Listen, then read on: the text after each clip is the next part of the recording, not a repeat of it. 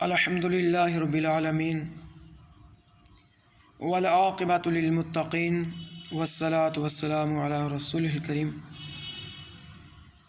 میرے عزیز طلبہ و طالبات، آج کا جو ہمارا لیکچر ہے وہ ہے الاعداد کے حوالے سے۔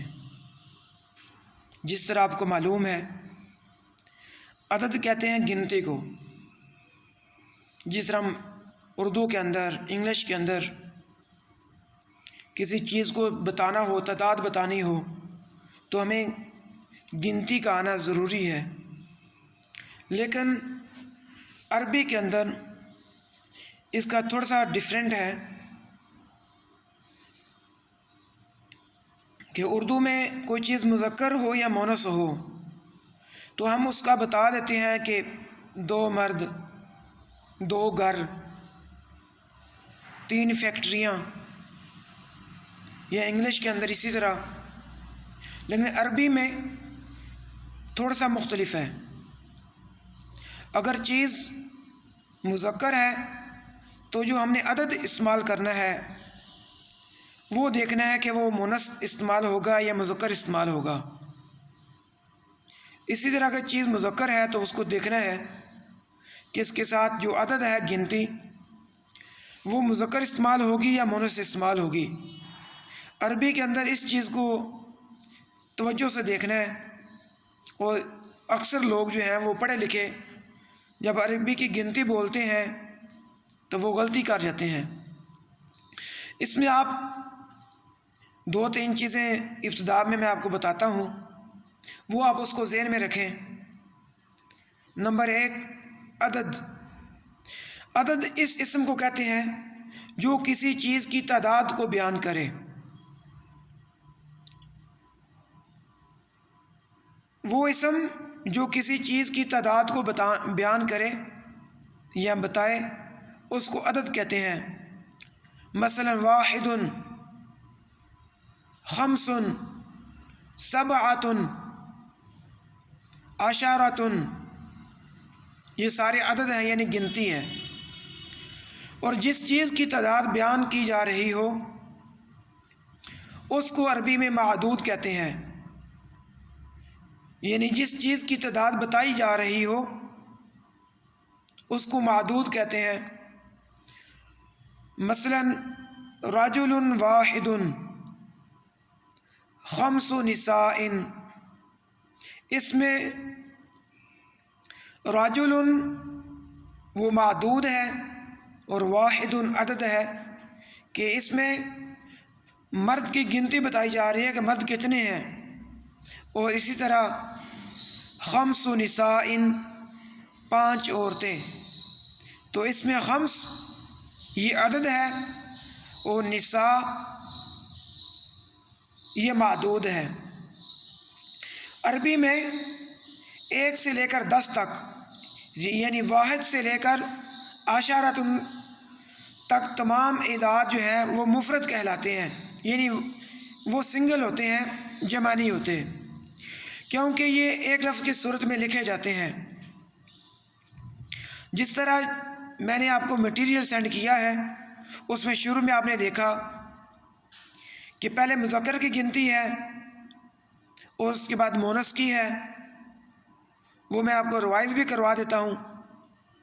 اس کے بعد دہائیاں 10، 20، 30، 20، 30، 40، ان کا ایک الگ قاعدہ ہے۔ لیکن ایک چیز آپ دیکھیں کہ 1 اور 2 کی گنتی میں جب کوئی چیز 1 ہو یا 2 ہو، خواہ وہ مذکر ہے یا مؤنث، عدد جو ہے وہ اپنے معدود کے مطابق آئے گا۔ مثلا رجل واحد، 1 آدمی، رجلان، 2، 2 آدمی۔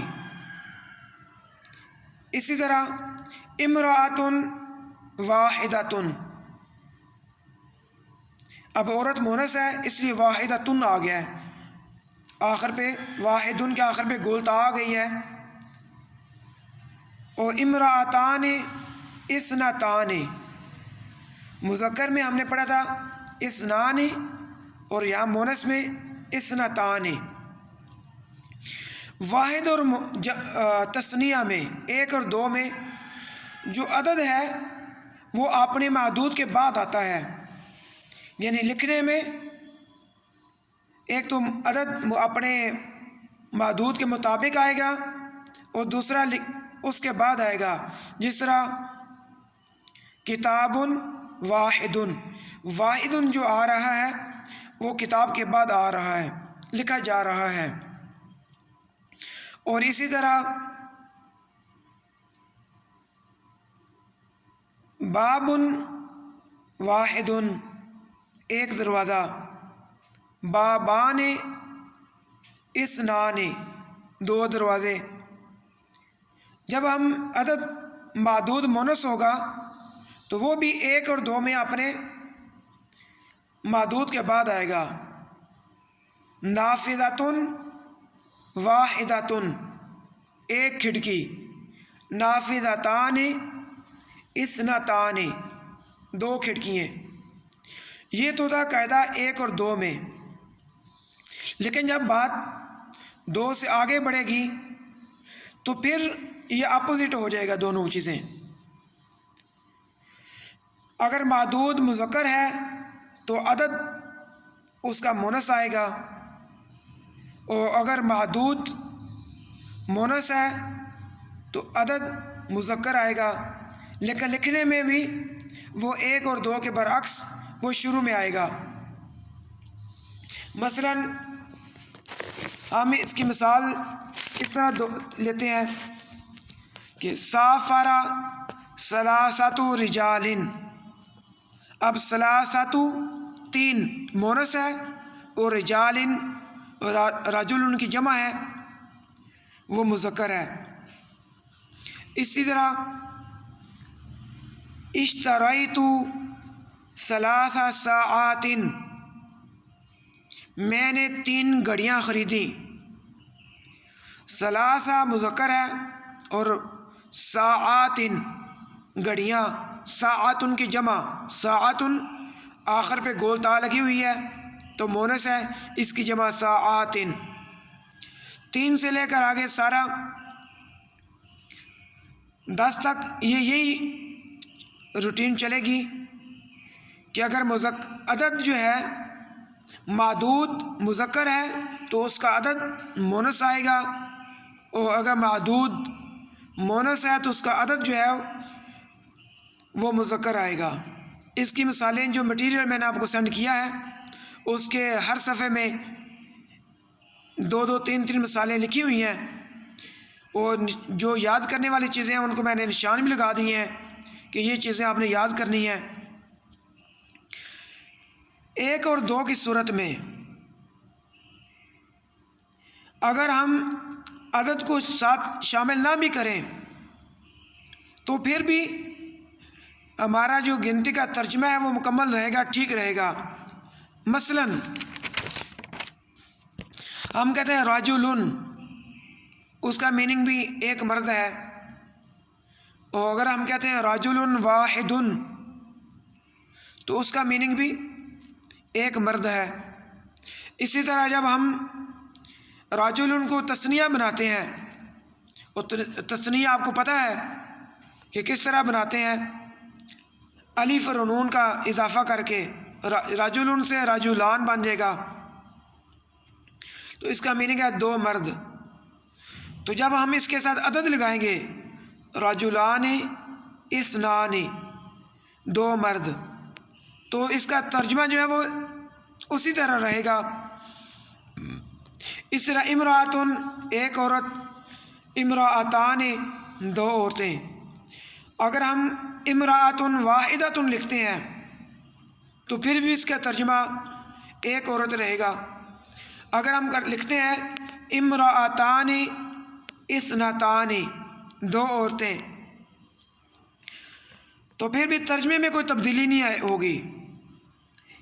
1 اور 2 کی صورت میں اگر معدود کے ساتھ عدد نہ بھی لکھا جائے تو اس کا جو ترجمہ ہے وہ سیم ہی رہے گا، لیکن اگر کہیں پہ اپنی بات میں وزن پیدا کرنا ہو اور کسی سننے والے کے شک کو دور کرنا ہو تو پھر وہاں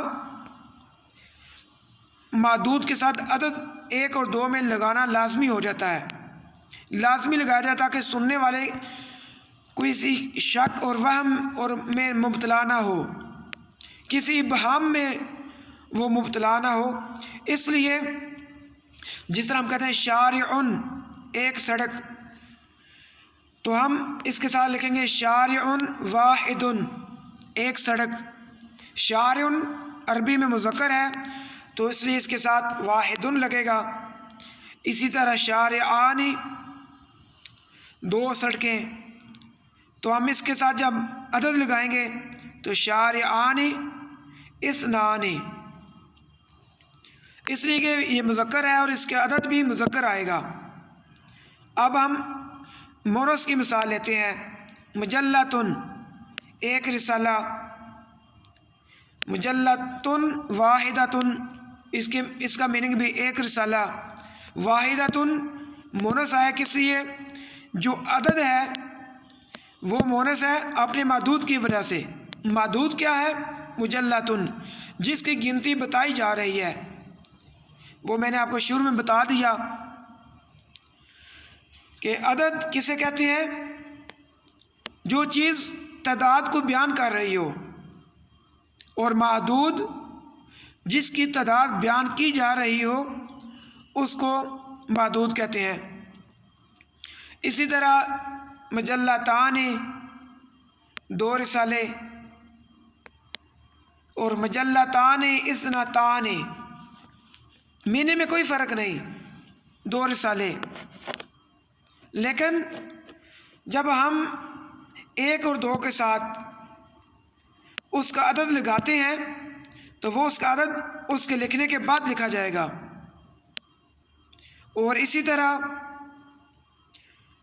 معدود جو ہے وہ اپنے عدد کے مطابق آئے گا 1 اور 2 کی صورت میں، اور جب بات 3 سے آگے بڑھے گی، 3 سے لے کر 10 تک، تو پھر عدد اپنے معدود سے پہلے لکھا جائے گا اور اپنے معدود کے بالکل برعکس آئے گا۔